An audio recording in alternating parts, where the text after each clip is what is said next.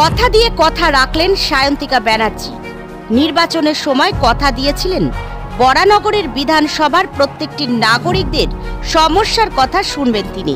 যেমন কথা তেমন কাজ। নিয়ে এলেন QR কোড। প্রত্যেক নাগরিক দরকার হলেই সশরীরে পৌঁছতে না পারলেও QR কোডের মাধ্যমে স্থানীয় নাগরিকরা সমস্যার কথা জানাতে পারবেন সরাসরি বিধায়ককে। চিন্তা নেই বরানগরবাসীর, পাশে আছে দুয়ারে Sayantika. Bureau report, news 24 Bangla live. পাশে আছে সায়ন্তিকা, আমার প্রথম প্রয়াস, নির্বাচিত হওয়ার পর আমার প্রথম প্রয়াস।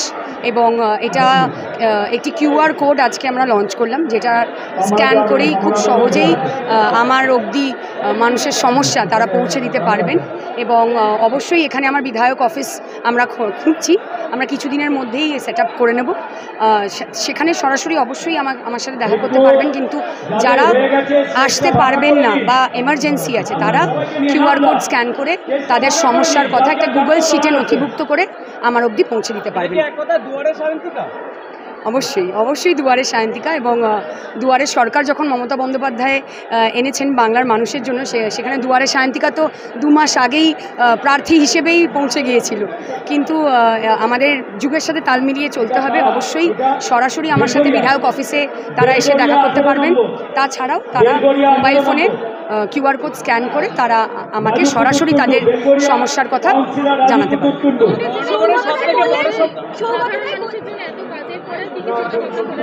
আমি প্রার্থী হিসেবে যখন থেকে এসেছিলাম তখন থেকে আমি প্ল্যানিং করা শুরু করেছিলাম। এবং এখনও আমি যেহেতু শপথটা নিতে পারিনি, সেই জন্য অনেক জায়গায় এখনও আটকে আছি, নাহলে আরেকটু এগিয়ে যেতাম।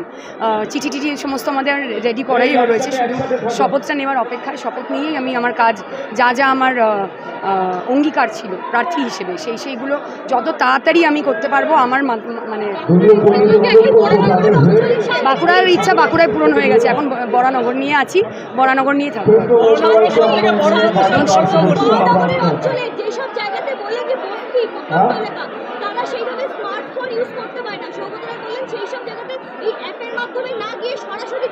আমি ওরমভাবে আলাদা করছি না যে কোন জায়গায় আমি অ্যাপের মাধ্যমে পৌঁছাবো আর কোন জায়গায় পৌঁছাবো না। আমি সবার কাছেই নিজে সশরীরে সরাসরি পৌঁছাবো এবং সবাই আমাকে QR কোড স্ক্যান করে আমার অবধি পৌঁছাতে পারবেন।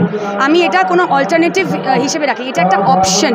এবং যখন কোনো কারণের জন্য তারা আমার অবধি পৌঁছাতে পারছেন না, তখন বা এমনি সময়েও তারা আমার কাছে অবধি QR কোড স্ক্যান করে তাদের সমস্যার কথা জানাতে পারবেন।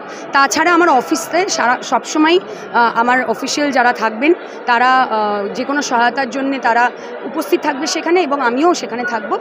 তার বাইরেও আমাদের অ্যাপটা করেছি। তা বলে এই না যে আমি কোনো অঞ্চল ভাগ করে নিচ্ছি যেখানে আমি অ্যাপের মাধ্যমে যাব বা সরাসরি যাব। সরাসরি সশরীরে প্রত্যেকটি বাড়ি যাব এবং আমি সকলের জন্য এখানে উপস্থিত আছি সশরীরে।